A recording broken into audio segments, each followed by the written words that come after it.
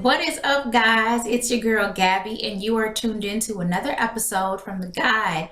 Thank you guys so much for tuning in to hear what I have to say about this week's topic. I'm going to go ahead and jump right into things, not going to do a big spiel about it. About a week or two ago, I posted a question on Facebook and Twitter asking some of my followers and friends what they would like to hear me talk about next, or what some of the issues that's been plaguing them in their personal lives that they would like a little bit of my advice on.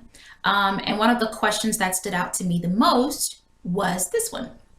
The person basically asked, what advice could you give to women who are independent and go-getters but are still in relationships? And I thought, wow, this is a really great question. It's really timely because of the holiday. Valentine's Day is here and coming up, it's in the mix. And because it's kind of something that I've been dealing with myself personally in the last couple of weeks, although I'm not in a relationship myself. To answer this question, of course, as I always do, I'm going to draw on experience from my own life and kind of, advice that I've been given from older people who have been through the same things. So to basically start off answering this question, the first thing I would have to say is we get a lot of it's okay to be independent, all the women who are independent, we get a lot of that. And that's okay. Never at any point in this video do I want you to think that, you being able to handle your own or pay for your own or deal with certain things on your own or being independent or being go-getters and being all about your business is bad, because it's not. Growing up, I grew up in a house full of girls. And one of the things that I was very blessed to have my dad and my mom around me growing up. And one of the things that my dad would always say to us is, yes, I want you to be married. Yes, I want you to have, a man that provides for you and that, protects you and makes sure that you are okay.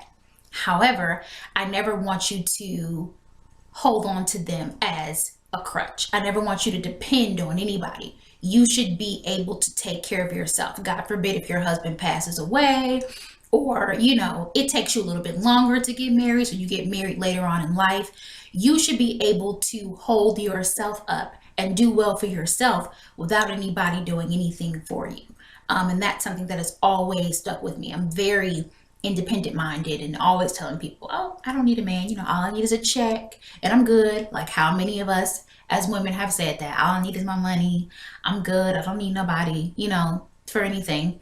And that might be true for you, but at the same time, I think one of the first things we have to realize is we all want to be loved. Whether we like to admit it or not, we all at some point want to be in a relationship and want that, happy moment. We all want to be happy. We all want that companionship. It's human. We all want that. But at the same time, you don't have to be completely dependent on someone else, in order for you to be happy. But going back to the point of what I was saying was, it's okay to be independent. That's fine. You should be independent to some extent. However, there's a fine line between being independent and being one that doesn't let your man be a man. And that's where I think a lot of women run into the trouble. We have gotten real good at going down that lane of being independent and I got it and I don't need nobody else.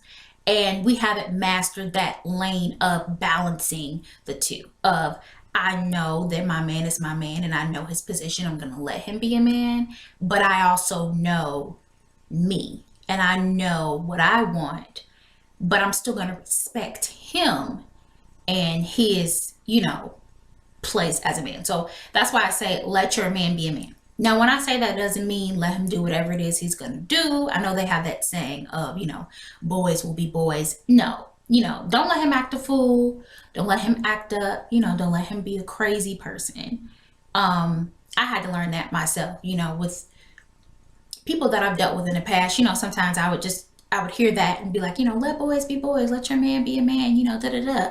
And I'm just like, okay, like that's fine, whatever you want to do, da da da. I'm not saying that. If somebody is wrong, if somebody is treating you wrong or doing something blatantly wrong, then you should say something. You know, speak up for yourself. But at the same time, there's a difference between the two. If he wants to open the doors for you, or if he wants to pull out your chair, you know, all those chivalrous things that we are now taught and bred to think that that's not a thing and we don't need that.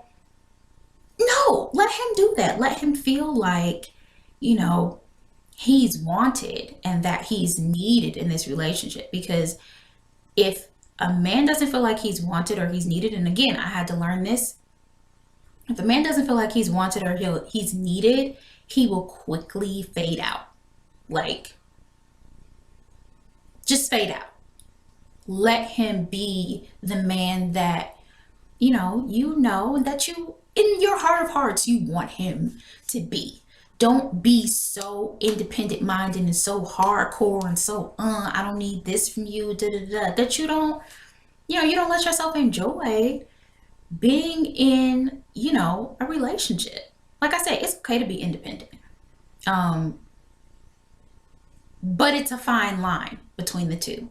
One of the most important lessons that I learned from the last relationship that I was in was sometimes you have to know when to turn it off, which is another point to this question. You have to know when to turn it off. She talked in the question about being independent and being a go-getter. Sometimes being independent and being a go-getter means you're really focused on the tasks and the things that you want to do, and you forget about your significant other. You don't make time for your significant other. And then when things start to, go awry, you're wondering, what the heck, where's this coming from? It's because you get completely checked out. That's something that I had to learn. During my senior year of college, I was with someone and I was very focused on the projects that I had going and the things that I had to do, which I should have been. It was my senior year of college. I was trying to graduate and get things together for after college and, figure out my life. There was a lot going on with me.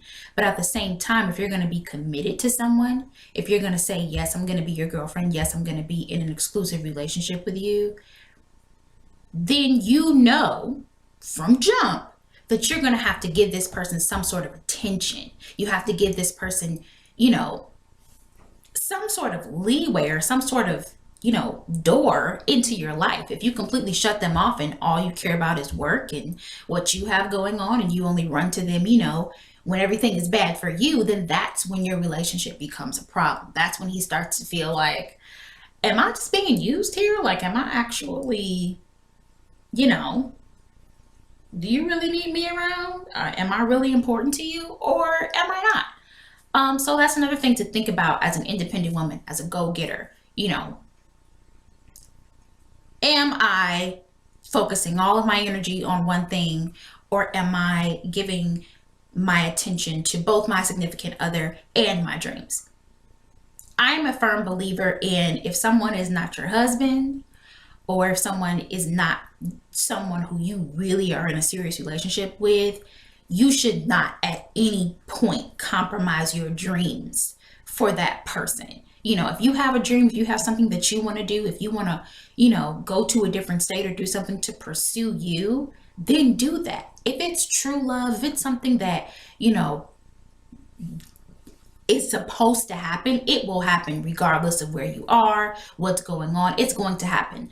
Everything will align and it will happen. But don't stop yourself from doing something or, taking an opportunity because of, a man or a relationship. But again, if you are married, if you are in a long-term serious relationship with someone, again, that's something that you have to think about. This topic is it's all about balance. You have to know when it's a yes, when it's a no, when to step up and when to kind of pull back. You have to know the difference between the two. Okay, so I don't want this video to go super duper long. Again, there is a lot of different angles to this. If you guys have any different, angles or any different things you want to say, I would love to hear some sort of like response. Or if you guys want to make a video yourself and kind of talk about things and we can bounce ideas and things back and forth, please go ahead, join the conversation. Be a part of the guide. I want it to be interactive. I want to be able to like talk with you guys and have you guys talk with me. So yeah, that is my video for this week. I hope that you guys learned just a little bit of something. I didn't really go into all the veins, but I'm trying to make this not super long because people's attention spans are like real short. But anywho, I hope you guys enjoyed it. I hope you guys learned something from this video. Remember, it's okay to be independent, but at the same time, it's okay to let your man be a man. And remember that you're in a relationship, girl. Enjoy your man. Enjoy your relationship. Happy Valentine's Day. Enjoy the holiday, guys. And I will see you guys next time. I wrote a letter to the girl I used to be. You're much stronger than you believe. I think you better choose right.